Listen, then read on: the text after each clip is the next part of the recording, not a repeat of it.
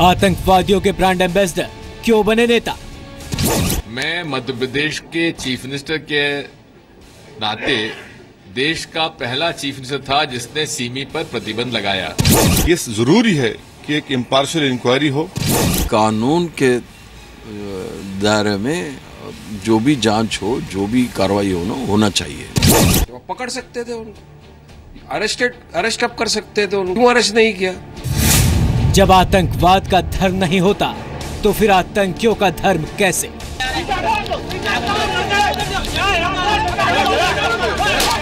Jail तोड़ के कोई हिंदू नहीं निकलता। भोपाल से भी जेल तोड़ते हैं तो मुसलमान के सिमी लड़के निकालते हैं। अब ये दुर्दांत आतंकवादी थे, ये मारे गए, पता नहीं बाहर जाके क्या कहर बरपाते अगर निकल जाते। सिमी आतंकियों के एनकाउंटर पर क्यों उठ रहे हैं सवाल? फर्जी मुठभेड़ करने का अधिकार किसी को नहीं है। मेरी जानकारी के मुताबिक उसमें एक लड़का तो था अंडर ट्रायल प्रिजनर, उसने खुद ने अपने आप को सरेंडर किया, तो वो क्यों भागेगा?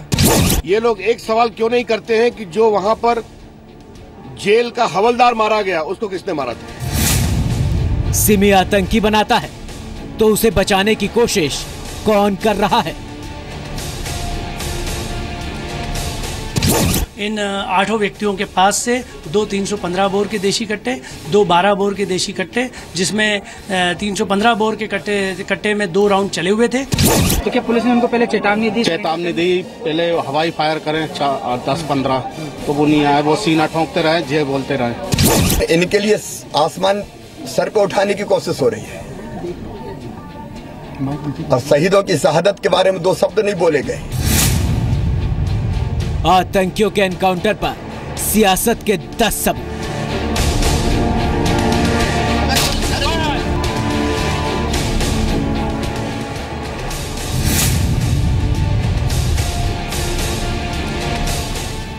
नमस्कार, आप देख रहे हैं स्पेशल रिपोर्ट। मैं हूं आपके साथ मीमांसा मलिक।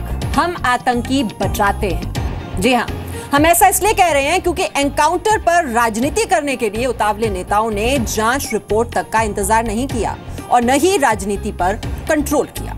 अभी मेरी जानकारी के मुताबिक आतंकियों के फरार होने और एनकाउंटर की त्रिकोणीय जांच होगी।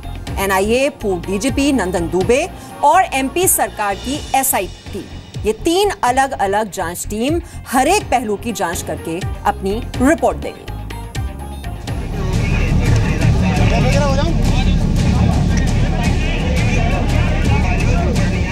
क्या देश में सियासत करके आतंकियों को और बड़ा आतंकी बनाया जा रहा है? देश को खोखला बनाने की कोशिश करने वालों और देश विरोधी काम करने के आरोपियों के पक्ष में दलील क्यों दी जा रही है? भोपाल में सिमी के 8 आतंकियों के एनकाउंटर के बाद लगातार कुछ राजनीतिक दलों की तरफ से इस कार्रवाई पर सवाल उठाए जा रहे हैं। ये राजनीतिक दल आतंकियों की मदद से वोटों का ग्रुप एनकाउंटर करने के लिए आतंकियों में हिंदू मुस्लिम की तलाश कर रहे हैं।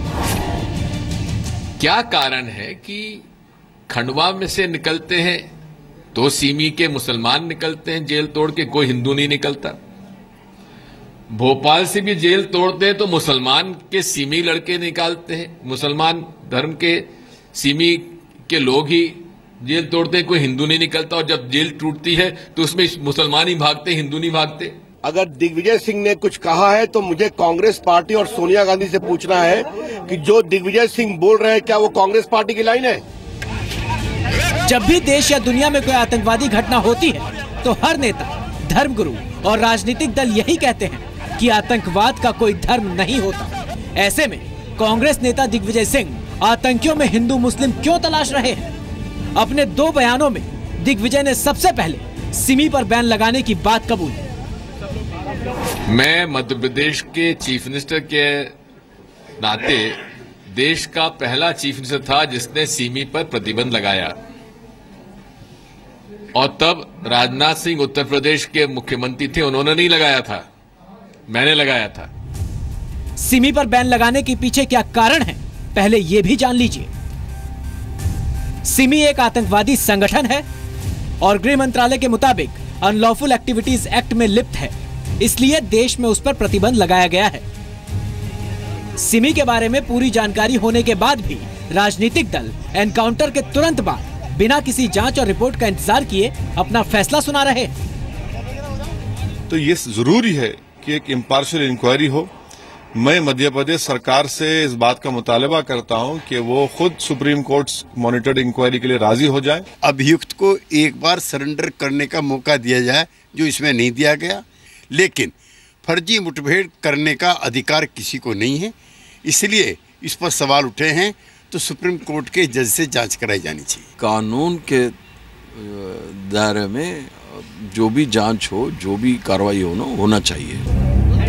देश में घटने वाली हर आतंकी घटना के पीछे हर बार कॉन्स्पिरेसी थ्योरी का नया फॉर्मूला लेकर सामने आने वाले कांग्रेस के महासचिव दिग्विजय सिंह मुंबई के आतंकी हमले से लेकर दिल्ली के बटला हाउस और जाकिर नाइक से लेकर भोपाल जेल ब्रेक तक हर मुद्दे पर अपना बयान देते आए हैं। उनका ताजा बयान ये है कि जेलों से हमेशा मुस्लिम कैदी ही क्यों भागते हैं।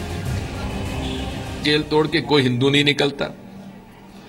भोपाल से भी जेल तोड़ते हैं तो मुसलमान के सिमी लड़के निकालते हैं। मुसलमान धर्म के सिमी के लोग ही जेल तोड़ते हैं, कोई हिंदू नहीं निकलता। और जब जेल टूटती है तो उसमें मुसलमान ही भागते, हिंदू नहीं भागते। ये लोग एक सवाल क्यों नहीं करते हैं कि जो वहां पर जेल का हवलदार मारा गया, उसको किसने मारा था?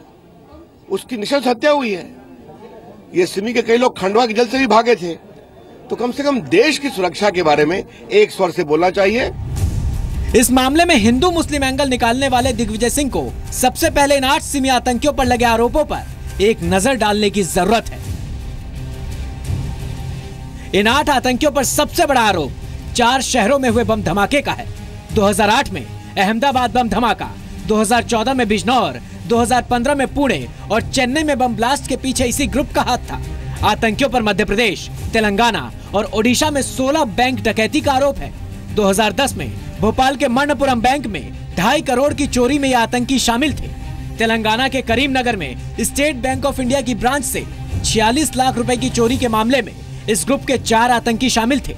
इन आतंकियों पर 2009 में खंडवा में एटीएस कांस्टेबल की हत्या का आरोप, साल 2011 में रतलाम में एटीएस अफसर की हत्या और 2015 में तेलंगाना में पुलिस कांस्टेबल की हत्या का आरोप है।